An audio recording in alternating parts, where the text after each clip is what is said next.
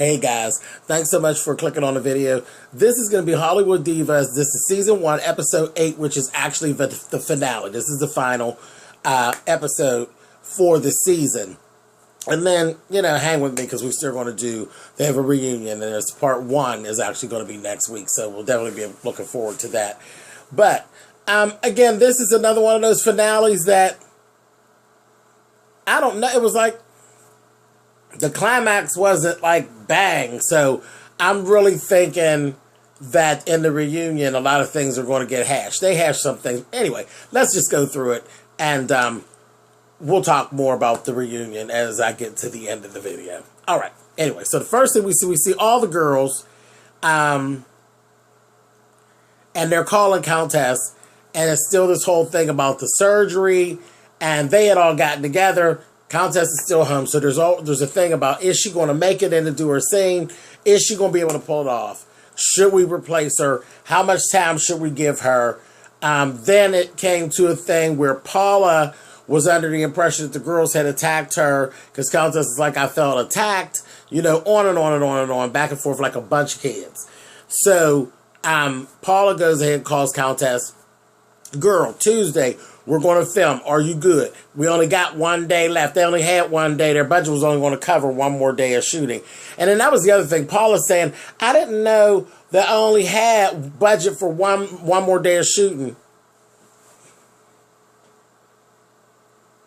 You and Crackhead Joe is running the ship, right? How the fuck don't you know what's going on? If you don't know what's going on with nothing else, you should know what the fuck's going on with the money. So how don't you know what the boat just going to carry? See, this is what happens when you let smokers take over your ship. Anyway, Countess said, I'll be there. I'm dedicated and I'll be there. They ain't really, they ain't believe her for real. But they said, all right, we'll take that. Lisa, then, in the next thing we see Lisa and her cousin. Her cousin's beautiful. She looks like Lisa. They favor a lot. They got strong genes. They brought her kids. Her kids actually came down to California, and they were going to be staying with her for a month. She had 3 good-looking boys. One's in college, and I think the other one might be in high school, possibly. And then there's a baby boy. He's looks like he's around my son's age, maybe 10, 11, something like that. But they look just like her. They're just as cute as they could be. And they, she went over some things with them about what she was doing, what she was trying to do down there. And they really understood. And it was a good thing, because we never got to see her kids on Real Housewives of Atlanta. She never showed her children. And nobody except for the baby boy. And wait a minute. Let me think. That is that baby. Wow. Has it really been that much time? EJ, I think his name was EJ, yeah. The little small one, that's actually the little baby that she actually had when she was on Real Housewives. Wow, so much time has gone by. My goodness. Okay, well, yeah, so we did know the youngest one. We knew him already. But he's just as cute as he could be. He was cute when he was a baby. And that's what I was just sitting there thinking, like, wait, that little boy had a little curl here and everything. Time really does fly by. But she got 3 cute little boys. They look like her. Their spirits are real light. Just like Lisa. So they were cool, and I like that scene. The scene was cool. And then they actually had a friend that traveled with them as well. It's one of their friends from where they live, and he traveled with them as well, named Jordan. So that was cool. Then we actually seen the day of the shooting. Countess, Lisa, Golden, and Shar were in this scene. She was just showing up. Countess looked like she was just absolutely in pain.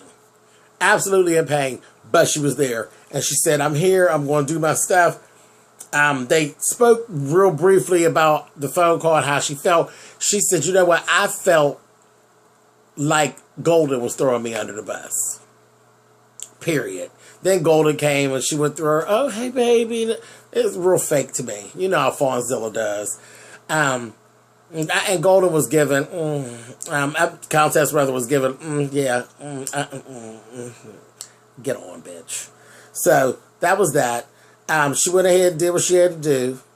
She did her scene, hilarious. It was like a sex scene, so she's like propped up on pillows, laying in the bed anyway. And she just acted out her scene. I think she did the shit like 1 take. busted right on out and went on home, and everything was good. So it was all much ado about nothing. She went in there, busted out, and went on. Elise was the next one. Elise was ready to do her scene. This was like the closing of the movie, basically. It's the closing scenes that they needed to shoot. Elise is all dressed. Paula leaves. Nobody knows where Paula's going. Paula, you hear her ask Forrest, is my dress in the car? Yeah. She leaves. Where she ended up going was to the True Blood premiere party. She'd go on the red carpet. This is what she's been doing all this time. And I thought that's what it was, but I wasn't sure, so I didn't really want to speak on it too much. I thought that was what she was doing. She had gotten that role in True Blood. Now, I'm thinking, how did you not know? Like Elise, they just kept saying her other thing, her other thing. I'm sure Elise knew what it was, and I think Elise was probably a little bit jealous because that was really a decent job. You know, True Blood is the shit. You know, they were leaving. This was the last season. They're going out with a bang. It definitely was to her benefit to do that job and do that job well. But I think things would have went a lot better had she been more forthcoming with the girls and told, look, this is what's going on. This is my one shot. You know, this is really something decent in my life. You know, I had some bad times. You know, just be honest. You know what I mean? And I don't think she was with them. I think she kind of played important and you know, just drugged them along. Well, Elise got pissed. And she was like, fuck this shit. I'm out of here. She took her dress and stuff off. She was leaving. And there are two guys from the set, actually got from the production crew, actually got her to stay, to agree to stay. And she really went off on Paula. You know, she treated Paula, got a bad when she came back. And I understood. I understood both sides. But Paula should have just been more forthcoming, and then I don't think it would have been such a big issue. But they went ahead, got it done. Everything was cool. Lord have mercy. The next thing we do, the editing, the guy who was doing editing, Forrest and Paula were all meeting up to start doing the editing. Paula decided to bring you-know-who.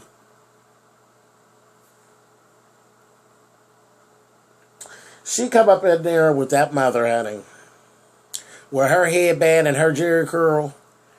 Child, and she come in there and said, oh, yeah, sure, I want to see what you all been working on. You know, she says, I just want to show you what we've been doing, you know, so you understand why you've had the baby so much and something other.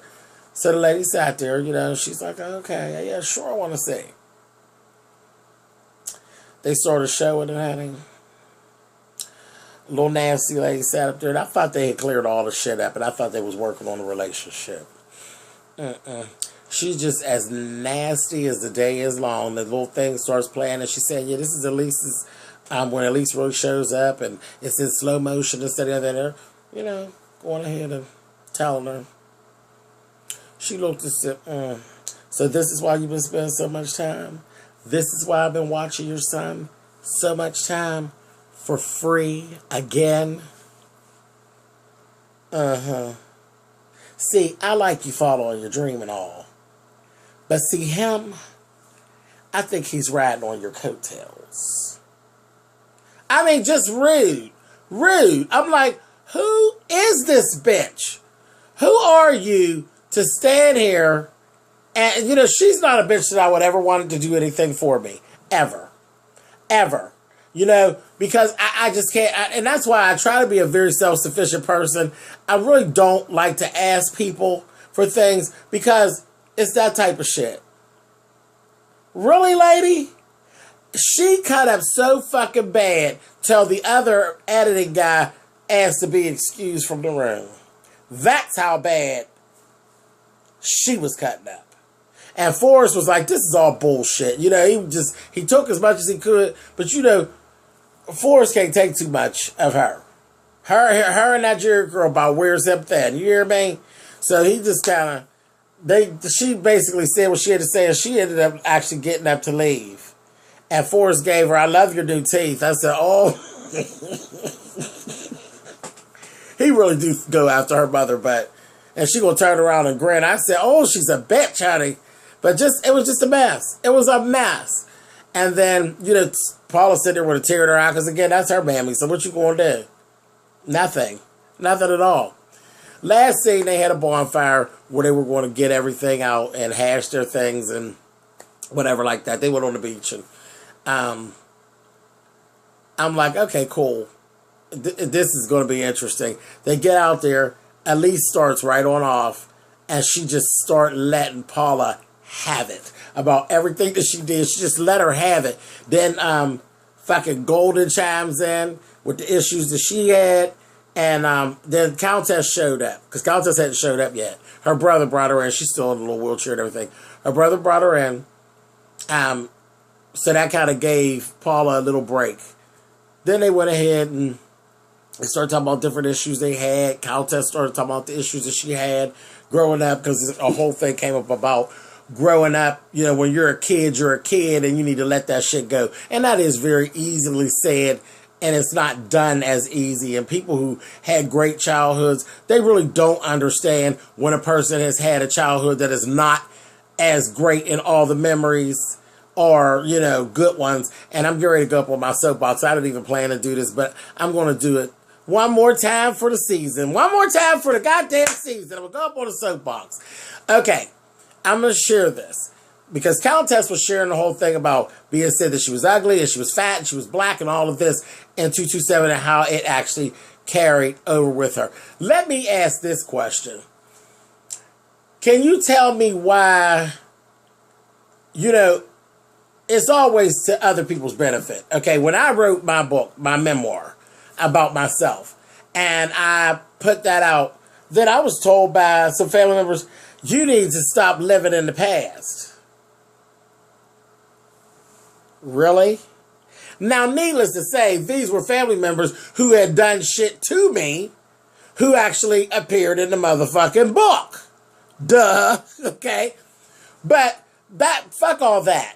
My question is, why is it, because I have people who fucked my childhood up, okay? They fucked my childhood up, so the memories ain't good. The bad memories outweigh the good memories. So why is it that I'm living in the past? But if I was talking about, Christmas was so fabulous that I got everything that I wanted and Santa Claus showed up and there were cookies and this, that, thing, and the other, all of that is good memories. Good times.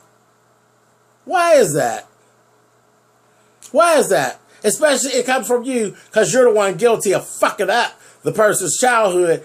So they're living in the past and they need to stop and move on. But if it was all good and it was all gravy, then it was good times. Just something to think about. See, I'm not staying up there long. I'm getting down, but I'm bump. But you can leave that in the comments. Let me know what you think. That just struck me as funny. Anyway, moving on. So, Countess was explaining, and you actually see the light come on. Because Elise was one of the ones who was given, child, you need to move on. But when Countess started explaining everything about it, about that abortion that she had and all that, the light came on. And everybody hushed up. Todd was so smart and putting this piece right there at the end, because this has just been a good time, basically, for 8 weeks of laughing at them for the most part, and little stuff that they've done and little things that went on. I don't know why, but for some reason tonight, wrapping up on the note they wrapped up on, and Countess flooded everything in the open and not just in the confessional or in the private sessions with her therapist, but flooding it to the girls. It kind of took the pettiness and wiped it off the table and made them bond. Like you actually could see it happening. And I don't know if he actually planned that or if that was just one of those things where the universe takes over and says this is what's going to happen. You know what I mean? But you've seen a shift and it kind of made things, I don't want to say relevant, but it made it worth watching. It made it like I didn't just waste the last 8 weeks watching some bitches carrying on. It literally, I saw a bond take place. Even with Fonzilla and all her bullshit, she ended up coming out about the fact that she thought, she has a problem with her skin color because her mother's very, very fair. and she's darker, and she thought she wasn't pretty or wasn't good. A lot of things kind of came together, and you actually saw a bond between these ladies. Now, whether it'll last or not, I don't know. But that bonfire taking place at the end of this, I would be very surprised if somebody actually thought that out. I think that it seems to me like a thing where the universe kind of took over, and it made it, for me, worth watching. Like, I got something out of it now, and that was cool. That was cool. But with Countess, if there's ever been a person that you could say was dedicated to the business, that bitch was overly dedicated to the business. You literally performed an abortion on yourself. And all decisions that she made was about being in the business, taking care of her family. Deep. That's really, really deep. You know? So this is kind of weird ended for me. And, you know, I'm happy that I watched this. I'm happy I reviewed this. It was interesting because, you know, when we first started off, I wasn't so sure that I was going to even care for this or continue. But you guys kept up every week, making sure that I stayed in. And I thank you for it. I enjoyed it. So, you know, I'm not always right. God knows, I tell y'all that all the time. But I thank you, my viewers, for keeping me in and keeping me engaged, because I did actually get something out of this. But okay, guys, that's all I have to say about the finale. And like I said, it was no real big climax to where it was a big blow up. Something good, something positive was at the end. And I guess that's the climax. You know, nobody has to be being drugged and pulled by their hair for it to be a climax. So, but again, that's it. Thank you guys for watching. You can thumbs up or thumbs down the video. You guys know how that works. We'll be right back here next week for part 1 of the reunion. All right, guys. See you later. Bye.